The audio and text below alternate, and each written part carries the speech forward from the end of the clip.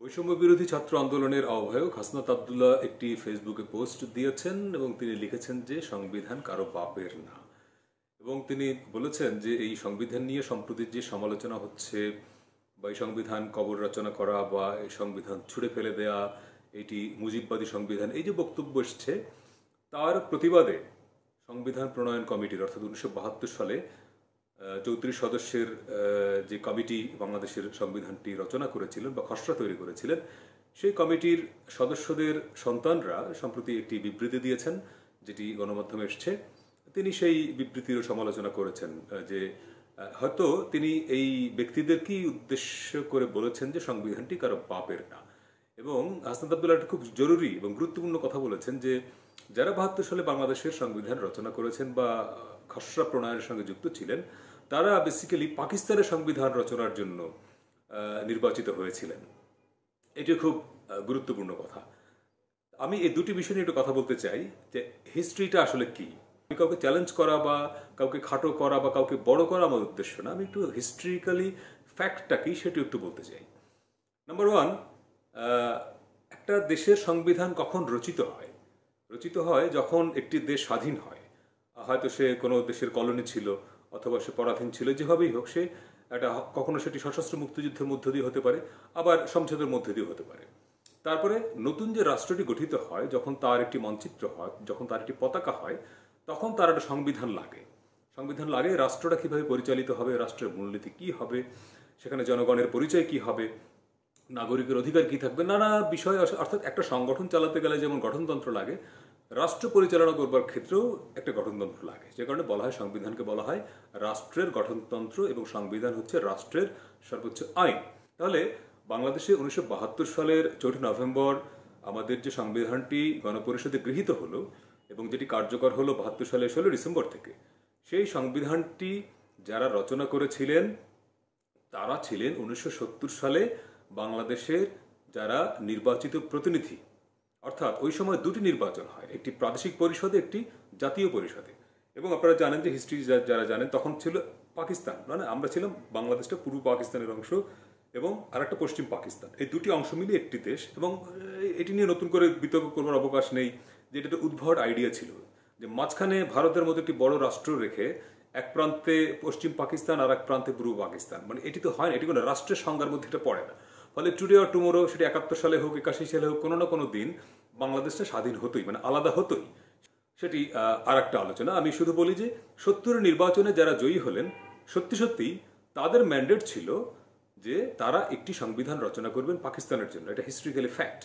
কিন্তু তারপরে কি হলো, সেটি বুঝবার জন্য আমাদেরকে 1971 সালের 10ই এপ্রিল, অর্থাৎ মুক্তিযুদ্ধটা শুরু হলো তো 25শে মার্চ, তাহলে 25শে মার্চের পরের মাসেই 10ই এপ্রিল যেই স্বাধীনতার ঘোষণাপত্রটি জারি করা হলো, মুজিবনগর সরকার বা বাংলাদেশের প্রথম সরকার যেটি, তারা যে একটি প্রোক্লামেশন অব ইন্ডিপেন্ডেন্স জারি করলেন, সেখানে এই উত্তরটা আছে।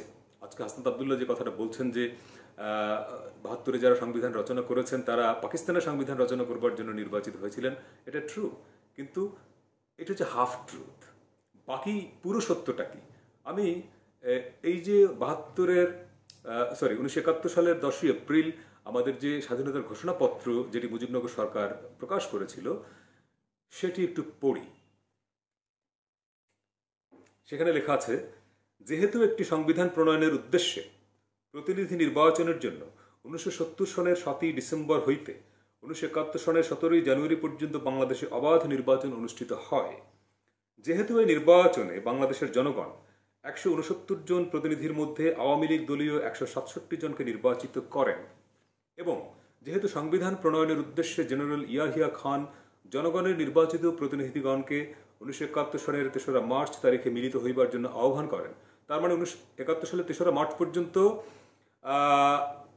বাংলাদেশ হয়নি, মুক্তিযুদ্ধ শুরু হয়নি। তখন পর্যন্ত পূর্ব পাকিস্তান, তখন পর্যন্ত পশ্চিম পাকিস্তান, এবং তখন পর্যন্ত ওই যে 70 সালের নির্বাচনের প্রতিনিধিরা পাকিস্তানের সংবিধান রচনা করবার জন্যই তারা দৌড়ঝাঁপ করছেন।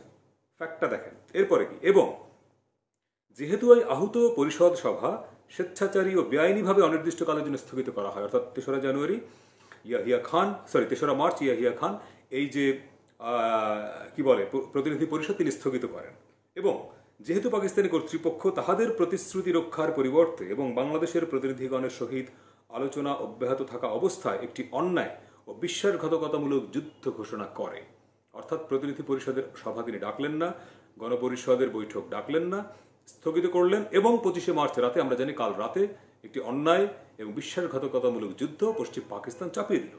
এবং যেহেতু এইরূপ বিশ্বাসঘাতকতামূলক আচরণের পরিপ্রেক্ষিতে বাংলাদেশের 7.5 কোটি মানুষের অবিসংবাদিত নেতা বঙ্গবন্ধু শেখ মুজিবুর রহমান বাংলাদেশের জনগণের আত্মনিয়ন্ত্রণের আইনানুগ অধিকার প্রতিষ্ঠার লক্ষ্যে 1971 সনের 26শে মার্চ তারিখ ঢাকায় যথাযথভাবে স্বাধীনতার ঘোষণা প্রদান করেন এবং বাংলাদেশের মর্যাদা ও অখণ্ডতা রক্ষার জন্য বাংলাদেশের জনগণের প্রতি উদাত্ত আহ্বান জানান। এবং যেহেতু একটি বর্বর ও নৃশংস যুদ্ধ পরিচালনায় পাকিস্তানি কর্তৃপক্ষ অন্যান্যের মধ্যে বাংলাদেশের বেসামরিক ও নিরস্ত্র জনগণের উপর নজিরবিহীন নির্যাতন ও গণহত্যার অসংখ্য অপরাধ সংঘটন করিয়াছে এবং এখন অনবরত করিয়া চলিতেছে, অর্থাৎ এটি লেখা হচ্ছে কত 10 এপ্রিল, তার মানে মুক্তিযুদ্ধ শুরু হয়ে গেছে 25শে মার্চ, 1 মাসেরও কম সময়। এবং যেহেতু পাকিস্তান সরকার একটি অন্যায় যুদ্ধ চাপাইয়া দিয়া, গণহত্যা করিয়া এবং অন্যান্য দমনমূলক কার্যকলাপের মাধ্যমে বাংলাদেশের প্রতিনিধিগণের পক্ষে একত্রিত হইয়া একটি সংবিধান প্রণয়ন এবং নিজেদের মধ্যে একটি সরকার প্রতিষ্ঠা করা অসম্ভব করিয়া তুলিয়াছে। খুব খেয়াল করেন যে 70 সালে নির্বাচনের প্রতিনিধিরা পাকিস্তানের সংবিধান রচনা করবে, কিন্তু 25শে মার্চ তারিখে যখন পাকিস্তান যুদ্ধ শুরু করলো, বাংলাদেশের উপর গণহত্যা শুরু করলো, তখন তো আর কার্যত এই জনপ্রতিনিধিদের উপরে, অর্থাৎ বাংলাদেশ থেকে যারা নির্বাচিত হয়েছিলেন, তারা কি আর পাকিস্তানের সংবিধান রচনা করবেন? বরং তারা তো এই পথটি বন্ধ করে দিল। কারা? পাকিস্তান বন্ধ করে দিল। এবং যেহেতু বাংলাদেশের জনগণ তাহাদের বীরত্ব, সাহসিকতা ও বিপ্লবী উদ্দীপনার মাধ্যমে বাংলাদেশের ভূখণ্ডের উপর তাহাদের কার্যকর কর্তৃত্ব প্রতিষ্ঠা করিয়াছে, সেহেতু আমরা বাংলাদেশের নির্বাচিত প্রতিনিধিগণ, খেয়াল করেন, বাংলাদেশের নির্বাচিত প্রতিনিধিগণ অর্থাৎ বাংলাদেশের মানুষ যাদেরকে ভোট দিয়ে নির্বাচন করেছে এবং পাকিস্তানের সংবিধান রচনা করবার জন্যই, ফ্যাক্ট। কিন্তু 25শে মার্চ থেকে আর এই থিওরিতে আমরা নাই, কারণ 25শে মার্চ থেকে যুদ্ধ শুরু হয়ে গেছে।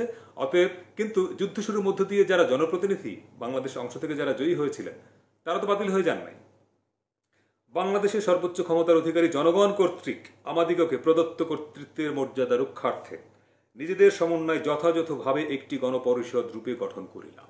অর্থাৎ যারা জয়ী হয়েছিলেন 70 নির্বাচনে, তারা নিজেদেরকে গণপরিষদ, তাদের সমন্বয়ে গণপরিষদ তারা গঠন করলেন, কারণ এই ম্যান্ডেট জনগণ তাদেরকে দিয়েছে 70 নির্বাচনে। ওকে, পারস্পরিক আলোচনা করিয়া এবং বাংলাদেশের জনগণের জন্য সাম্য, মানবিক মর্যাদা ও সামাজিক সুবিচার নিশ্চিতকরণ, অর্থাৎ বাংলাদেশের সংবিধানের বেসিক জায়গাটা হচ্ছে এই তিনটি। আদি মূলনীতি হচ্ছে সাম্য, মানবিক মর্যাদা, সামাজিক সুবিচার নিশ্চিতকরণার্থে সার্বভৌম গণপ্রজাতন্ত্র রূপে বাংলাদেশের প্রতিষ্ঠা ঘোষণা করিলাম। অর্থাৎ বাংলাদেশ যে একটি গণপ্রজাতন্ত্র, সেটি ঘোষণা করা হলো কবে? ফর্মালি, আনুষ্ঠানিকভাবে 10 এপ্রিল 1971। কারা করলেন?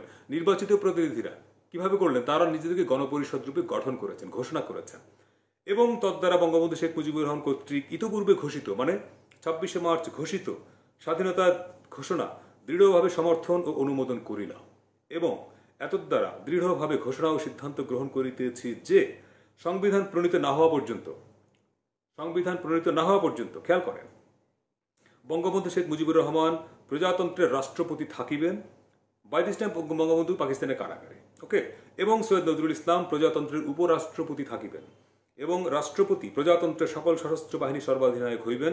এরপরে অন্যান্য যে কি হবে পরিষ্কার করে এখানে বলা আছে এই প্রোক্লেমেশন অব ইন্ডিপেন্ডেন্সে, যে 1970 সালের নির্বাচনে বিজয়ীরা, বাংলাদেশের যারা জনপ্রতিনিধি, বাংলাদেশের নির্বাচিত প্রতিনিধি, তাদের ম্যান্ডেট ছিল পাকিস্তানের জন্য সংবিধান রচনা করবেন, কিন্তু পাকিস্তান সেটি অসম্ভব করে দেয়। পাকিস্তান সেই পথ বন্ধ করে দেয় মুক্তিযুদ্ধ শুরু করার মধ্য দিয়ে, অন্যায় যুদ্ধ চাপিয়ে দিয়ে আমাদের উপরে। তারপরে আত্মনিয়ন্ত্রণের অধিকার কার? তারপর আত্মনিয়ন্ত্রণ অধিকার এই দেশের মানুষের, সার্বভৌম জনগণের। সেই জনগণের প্রতিনিধিরা একটি, মানে তারা যারা প্রতিনিধি, তারা নিজেদেরকে নিয়ে গণপরিষদ গঠন করলেন এবং একটি অস্থায়ী সংবিধান, এই যে আমাদের প্রোক্লেমেশন অফ ইন্ডিপেন্ডেন্স, আমাদের সংবিধানের আদির রূপ, এটি তারা ঘোষণা করলেন। এবং এর ভিত্তিতেই 17 এপ্রিল মুজিবনগরে সরকার শপথ গ্রহণ করলো। তাদের নেতৃত্বে মুক্তিযুদ্ধটা 9 মাস চলল। ডিসেম্বরের 16 তারিখে বাংলাদেশ স্বাধীন হলো, সার্বভৌম রাষ্ট্র হিসেবে সে একটি পতাকা পেল, মানচিত্র পেল। এই পরিষদের সদস্যদের মধ্য থেকেই, মানে যারা গণপরিষদ সদস্য, তারাই আপনার গণপরিষদে সংবিধান রচনা করলো বাংলাদেশের জন্য। এবং এই যে যারা নির্বাচিত তাদের মধ্য থেকে 34 জনকে সিলেক্ট করা হলো, খ্যাতিমান আইনজীবী ডক্টর কামাল হোসেনের নেতৃত্বে 34 জনকে নিয়ে একটি কমিটি করা হলো যারা সংবিধানের খসড়া বা ড্রাফট তৈরি করলেন। এবং দীর্ঘদিন আলোচনা, পর্যালোচনা, বিতর্ক টিতর্কের পরে মধ্য দিয়ে প্রত্যেকটা অনুচ্ছেদ নিয়ে আলোচনা হয়েছে, তর্ক বিতর্ক হয়েছে। একটা বই আছে গণপরিষদ বিতর্ক, আপনারা পড়তে পারেন। প্রতিদিনের কার্য বিবরণী সেখানে আছে, কি কি ডিবেট হয়েছে। আজকে যেসব বিষয়ের আলোচনা হয়, এই প্রধানমন্ত্রীর ক্ষমতা, 70 অনুচ্ছেদ, অমুক তমুক, বাঙালি জাতীয়তাবাদ, এগুলো নিয়ে ঘন্টার পর ঘন্টা 72 সালে অক্টোবর মাস থেকে নভেম্বরের 4 তারিখ পর্যন্ত তুমুল আলোচনা হয়েছে, হট্টগোল হয়েছে, বিতর্ক হয়েছে, তাই না? আজকে হুট করে এই যে ডকুমেন্টটা, সংবিধান হঠাৎ করে নাজিল হয়েছিল ব্যাপারটা এরকম না। এই সংবিধানটা রচিত হয়েছে বাংলাদেশের মহান মুক্তিযুদ্ধে শহীদ, এই যুদ্ধের সময়ে যারা নিগৃহীত হয়েছেন, নির্যাতিত হয়েছেন, যেসব নারীরা সম্ভ্রম হারিয়েছেন, তাদের রক্তের উপরে দাঁড়িয়ে সংবিধানটি রচিত হয়েছে। এবং যারা এই সংবিধানটি রচনা করেছেন তারা এই দেশের মানুষের ভোটে নির্বাচিত প্রতিনিধি। এবং সত্যি সত্যি সংবিধানটি কারো বাপের না। এই সংবিধানটিকে অনেকে বলছেন মুজিববাদী সংবিধান। এটা শেখ মুজিবুর রহমানের সংবিধান না, এটা শেখ হাসিনার বাপের সংবিধান না। আবার এখন এই যে 34 জন সদস্য যারা সংবিধানের খসড়া প্রণয়ন কমিটির সদস্য ছিলেন, তাদের সন্তানরা এখন যে প্রোটেস্ট করছেন, তারাও দাবি করেন নাই যেটা তাদের বাপের সংবিধান।